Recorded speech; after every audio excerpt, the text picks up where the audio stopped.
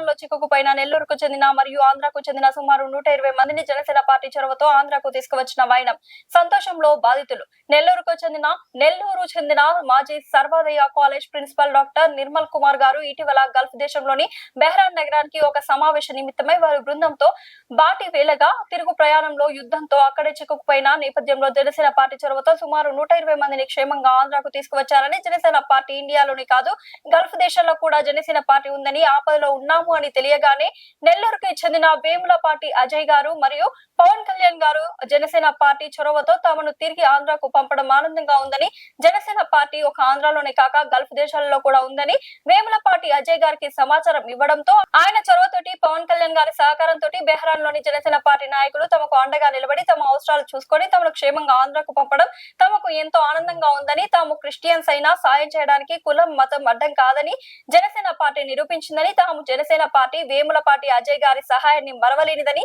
తమ ప్రాణాలతో తిరిగి వచ్చినందుకు తమకు క్షేమంగా ఇండియాకు చేర్చినందుకు వారికి ఆజన్మాంతం రుణపడి ఉంటామని చెప్పి తెలియజేశారు. ఈ కార్యక్రమంలో నూనె మల్లికార్జున యాదవ్, పలువురు జనసేన పార్టీ నాయకులు, కార్యకర్తలు పాల్గొన్నారు. దాడులు చేసిన సంగతి మన అందరికి తెలిసిందే. అటువంటి దాడుల్లో బహ్రెయిన్ అనే దేశం మీద కూడా ఇరాన్ క్షిపణులు దాడి చేశాయి.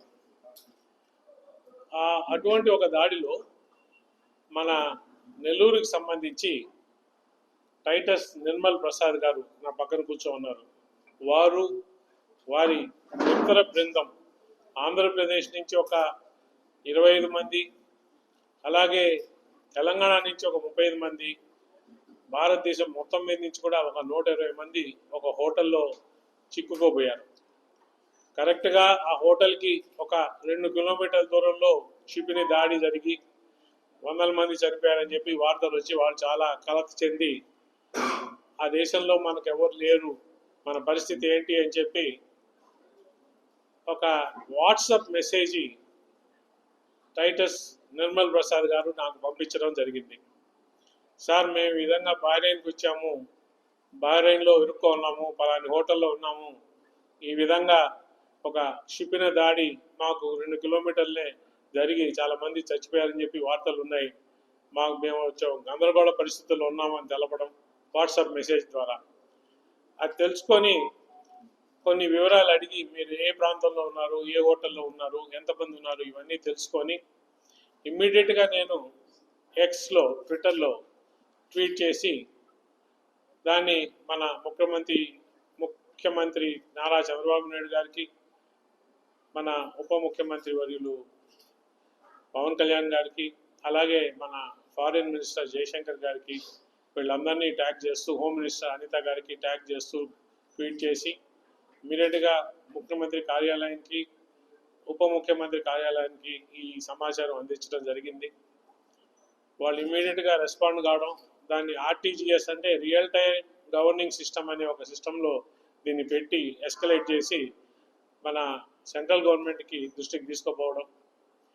అలాగే నేను మన నెల్లూరు జిల్లా ఎంపీ వేమిరెడ్డి ప్రభాకర్ రెడ్డి గారికి ఫోన్లో మాట్లాడి, మన మస్తాన్ రావు గారితో కూడా మాట్లాడి, ఇద్దరు ఎంపీలు మన నెల్లూరు జిల్లాకి ఈ పరిస్థితి ఇట్లా ఉంది, ఒక నెల్లూరు వాస్తవ్యులే కాకుండా ఆంధ్రప్రదేశ్ నుంచి ప్లస్ తెలంగాణ నుంచి కాకుండా మన భారతదేశం నుంచి మొత్తం మీద ఒక 120 మంది అక్కడ ఉన్నారని చెప్పడం, వారు కూడా ఇమ్మీడియట్గా స్పందించి మేము ఫారిన్ మినిస్టర్తో మాట్లాడదాం అని చెప్పడం, ఇవన్నీ కూడా జరుగుతున్న తరుణంలో మన గల్ఫ్లో మాకు జనసేన విభాగం ఉంది.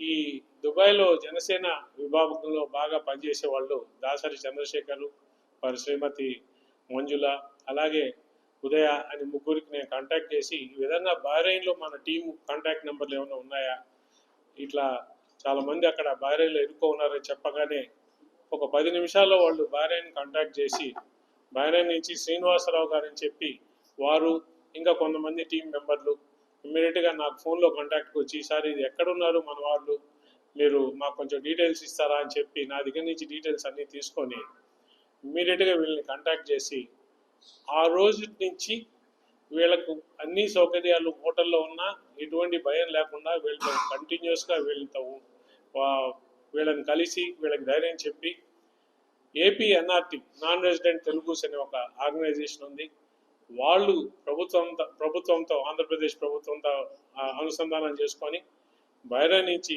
ఫ్లైట్ వీళ్ళకి అరేంజ్ చేసి వీళ్ళందరినీ కూడా సురక్షితంగా మన సేఫ్గా ఇండియాకి తీసుకొచ్చారు. నిజంగా కూడా నాకు ఒక రకమైన సంతోషం ఎక్కడేసిందంటే ప్రభుత్వ వైపు నిజంగా కూడా ముందర నేను సెంట్రల్ గవర్నమెంట్ మన ఫారిన్ మినిస్టర్కి వాళ్ళకి ధన్యవాదాలు చెప్పుకుంటాను. ఇమ్మీడియట్గా రియాక్ట్ అయ్యి ఈ ఫ్లైట్ అరేంజ్ చేయడం, అందరినీ తీసుకురావడం.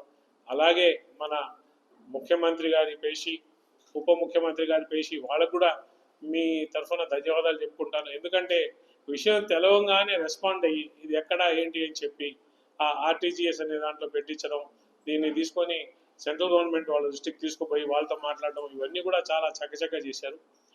ప్రభుత్వ పరంగా ఇవన్నీ చేస్తుండగా మా జనసేన టీం ఏదైతే ఉన్నదో నిజంగా కూడా నాకు చాలా గర్వంగా ఉంది. వాళ్ళ జనసేన అనేది పెద్ద కుటుంబము, ప్రపంచం అంతా కూడా ఈ కుటుంబం వ్యాపించి ఎక్కడ ఏ తెలుగువారు కష్టంగా ఉన్నా, ఏ మనిషి కష్టంగా ఉన్నా మేము ఉన్నాము అని చెప్పి ముందరకు వచ్చి క్షణాల్లో ఇట్లా నేను బహ్రెయిన్లో మనోళ్ళు ఉన్నారా అంటే ఒకసారి టైం ఏంటి అని చెప్పి 10 నిమిషాలు తిరిగే లోపల బహ్రెయిన్ నుంచి ఫోన్లు రావడం, కనుక్కోవడం, వాళ్ళు పర్సనల్గా వీళ్ళందరినీ కలిసి వాళ్ళకి ధైర్యం చెప్పి వాళ్ళు అక్కడ ఉన్నంత వరకు వాళ్ళ బాబుగోగులు చూసుకుంటా వాళ్ళని సురక్షితంగా మళ్ళీ వెనక్కి పంపించడం, ఇవన్నీ చూసుకుంటే జనసేన పార్టీ అంతా బాధ్యతాయుతమైన పార్టీ. ఏ విధంగా మా జనసైనికులు ప్రపంచం అంతా కూడా మా నాయకుడు పవన్ కళ్యాణ్ గారి ఆశయాల్ని ఏ విధంగా పాటిస్తున్నారు, ఏ విధంగా ఆదర్శంగా చేస్తున్నారు అని చెప్పి చాలా నాకు గర్వంగా ఉంది.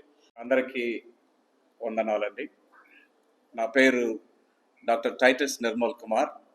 నేను సర్వోదయ కళాశాల మాజీ ప్రిన్సిపాల్. దాదాపుగా 35 సంవత్సరాలు ఇంగ్లీష్ బోధించి ప్రిన్సిపాల్ అయి రిటైర్ అయినాను. ఇంగ్లీష్లో ఒక మంచి సామెత ఉంది, a friend in need is a friend indeed. కష్టములో ఆదుకునేవాడే నిజమైన స్నేహితుడు అని చాలా స్పష్టంగా ఆ యొక్క సామెత చెప్తుంది. అది నా యొక్క జీవితంలో నెరవేరింది. ఏ రీతిగా అంటే ఈ యొక్క సంఘటన మీ ముందు ఉంచాలని ఆశపడుతూ ఉన్నాను. మేము బహ్రెయిన్ దేశానికి ఒక కాన్ఫరెన్స్ నిమిత్తమై వెళ్ళాం. 24వ తేదీ ఫిబ్రవరి. ఒక 3 రోజులు కాన్ఫరెన్స్ అయిన తర్వాత 28వ తారీఖు శనివారం మేము కలిసి ఎయిర్పోర్ట్లోకి వచ్చాం. ఎయిర్పోర్ట్లోకి వస్తానే భయంకరమైన శబ్దాలు గాలిలో కనబడుతూ ఉన్నాయి. భయంకరమైన బాంబులు, శబ్దంతో కూడిన భయాన్నిచ్చే బాంబులు మా ఎదురుగానే పడినాయి.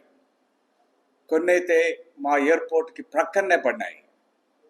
అది మా మీద పడుంటే ఈరోజు నేను ఇక్కడ ఉండేవాడిని కాదు. అందరూ బయటికి వెళ్ళిపోమన్నారు, బయటికి వచ్చేసాము. వచ్చినా కానీ ఆ బాంబులు, వర్షము కురుస్తూనే ఉంది, భయంకరంగా ఉంది వాతావరణం. ఎక్కడ చనిపోతామా అనుకున్నాను. వెంటనే అక్కడ ఉండే వాళ్ళు, లోకల్ ఫ్రెండ్స్ వాళ్ళందరూ మమ్మల్ని ఒక మంచి అపార్ట్మెంట్లోకి, సేఫ్గా ఉండే అపార్ట్మెంట్లోకి తీసుకుని వచ్చారు. మేము దాదాపుగా ఒక 60 మంది ఆ యొక్క అపార్ట్మెంట్లో ఉన్నాం. ఒకరోజు ఉన్నాం, రెండో రోజు భయంకరంగా ఉంది, వాతావరణం ఇంకా ఎక్కువైపోతూ ఉంది. వెంటనే నాకు మనసులో వచ్చిన వారు ఎవరంటే గౌరవనీయులు, పూజనీయులు, ప్రజాసేవకుడు, మరి మనకందరికీ ఎప్పుడు కూడా అండగా ఉండే ఒక వ్యక్తి గౌరవనీయులు అజయ్ వేములపాటి వారు. వారు వెంటనే నాకు మైండ్లో వచ్చారు. ఎందుకు వచ్చారో నాకే తెలియదు. వెంటనే నేను మెసేజ్ పెట్టాను, ఈ మాదిరిగా భయంకరమైన పరిస్థితుల్లో ఉన్నాం సార్, మీరే రకంగానైనా మాకు సహాయం చేయాలి అని మొట్టమొదటిగా వారికి మెసేజ్ పెట్టాను. తర్వాత మరి కిషోర్ కూడా నేను మాట్లాడడం జరిగింది. కిషోర్ నాకు స్టూడెంట్ కాబట్టి ఆ యొక్క సంబంధంతో కిషోర్తో కూడా నేను మాట్లాడిన తర్వాత ఒక 2-3 గంటల్లో నాకు ఫోన్ కాల్ వచ్చింది. ఎక్కడి నుంచి వచ్చిందంటే శ్రీనివాసరావు గారని అక్కడ బహ్రెయిన్లో జనసేన పార్టీ అధ్యక్షుడు ఆయన. వెంటనే నాకు ఫోన్ చేసి ఎలా ఉన్నారు, పరిస్థితి ఏంటి, నేను వస్తున్నానని చెప్పి ఆయన ఒక టీంతో మా దగ్గరికి రావడం జరిగింది. అక్కడి నుంచి స్టార్ట్ అయిందనమాట. అది ఇనిషియేషన్. సార్ ఇక్కడి నుంచి ఫోన్ చేయడము, అక్కడి నుంచి మనుషులు వెంటనే రావడము వెంటనే జరిగింది. అంటే అంత ధైర్యము, అంత గౌరవము వారికి కూడా అక్కడ ఉందనే విషయాన్ని నేను గమనించాను. ఇంకొక ప్రశ్న నాకేమేసిందంటే, బహ్రెయిన్లో జనసేన పార్టీ ఉందా అనే ఒక ప్రశ్న నాకు వచ్చింది. ఎందుకంటే ఇది ఏపీలోనే ఉన్నదేమో అనుకున్నాను. కానీ ఈ బహ్రెయిన్ దేశంలో కూడా ఈ జనసేన పార్టీ మంచి కార్యాలు చేస్తుందనే విషయాన్ని నేను గుర్తించాను. ఆ రోజు నుంచి కూడా జనసేన పార్టీ వాళ్ళు, మరి NRTS అనే ఒక సంస్థ ఉంది. ఆ సంస్థలో ఉన్న చాలామంది, రఘునాథ్ బాబు గారు, ఆయన చాలా ఎక్కువగా ఇనిషియేట్ చేశాడు, సతీష్ గారు, వీరందరూ కూడా మా దగ్గరికి ప్రతిరోజు వచ్చేవారు. ఒక ప్రక్కన బాంబులు పడుతూ ఉన్నాయి, ఇంకొక ప్రక్కన వర్షం వస్తూ ఉంది. గొడుగులు వేసుకొని వారు మా దగ్గరకు వచ్చి మా యొక్క వెల్ఫేర్నంతా వాళ్ళు చూస్తూ వచ్చారు.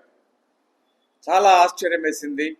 మరి చివరికి వారు ఇండియన్ ఎంబసీకి వెళ్ళారు, మా డీటెయిల్స్ తీసుకొని. గల్ఫ్ ఎయిర్వేస్కి వెళ్ళారు, అక్కడికి వెళ్ళి వారితో డిస్కస్ చేసి వీరిని ఎట్టయినా పంపించాలా అనేది వారి యొక్క దృక్పథం. దాంతో వారు చాలా కష్టపడ్డారు. వారికి నేను ఎప్పుడు కూడా కృతజ్ఞుడిని. ఒక లెసన్ నేను నేర్చుకున్నాను ఇక్కడ, ఒక పాఠం ఏంటంటే, హైందవ సహోదరులు క్రిస్టియన్ పాస్టర్స్కి సహాయం చేశారు. This is extraordinary, this is awesome. Hindu friends helped Christians. అంటే నేనేం అర్థం చేసుకున్నానంటే, ఒక మనిషిలో ప్రేమ అనేది ఉంటే మతము అడ్డం రాదు, కులము అడ్డం రాదు. అంత ప్రేమగా మమ్మల్ని చూశారు వాళ్ళు. ప్రతిరోజు కూడా చూడటమే వాళ్ళు. ఉదయం వస్తారు, సాయంకాలం వస్తారు. వారి వల్ల మాకు ధైర్యం కూడా వచ్చింది. అసలు మేము బతకమో అనే ఆ మైండ్తో ఉన్నప్పుడు ఒక వ్యక్తి మోరల్ సపోర్ట్ చాలా ఇంపార్టెంట్. దేశం కానీ దేశం అది ఎవరు మాకు తెలియదు. వారందరూ వచ్చి ఆ రీతిగా మాకు మేలు చేశారు, సహాయం చేశారు. అక్కడుండే లోకల్ చర్చెస్ కూడా, అక్కడుండే లోకల్ ఫ్రెండ్స్ కూడా మాకు మంచిగా ఆహారం పెట్టారు, మెడిసిన్ ఇచ్చారు. వాళ్ళు కూడా మాకు సహాయం చేశారు. ఈ రీతిగా మరి ఈ యొక్క సంస్థ వారు, మరి జనసేన పార్టీ వారు మాకు చేసిన మేలుల్ని నేను ఎప్పటికీ మర్చిపోను. మరి సార్ని నేను ఎప్పుడు కూడా మర్చిపోను. నా లైఫ్ లాంగ్గా నా బిడ్డలకందరికీ నేను చెప్తూనే ఉన్నాను, వచ్చిన వాళ్ళందరికీ నేను చెప్తూనే ఉన్నాను. దీనికి మేము ఇక్కడికి వచ్చేదానికి, ఇండియా దేశానికి వచ్చేదానికి ముఖ్యమైన కారకులు మరి అజయ్ వేములపాటి గారు. వారికి మా అందరి తరపున మా ప్రత్యేకమైన కృతజ్ఞతలు, వందనాలు తెలియజేస్తున్నాను. మనం ముందుకి సాగి వెళ్దాం. మరి జనసేన ఆ యొక్క పార్టీని ఇంకా నేను ఎక్కువగా సపోర్ట్ చేయాలనుకున్నాను. ఎందుకంటే మేలు చేసే పార్టీని పైకి తీసుకురావడము మంచిది. నాకు మేలు జరిగింది ఆ పార్టీ వల్ల, నేను ఇంకా ఎక్కువ చేస్తాను ఆ పార్టీకి అని సభాముఖంగా నేను తెలియజేస్తూ ఉంటున్నాను.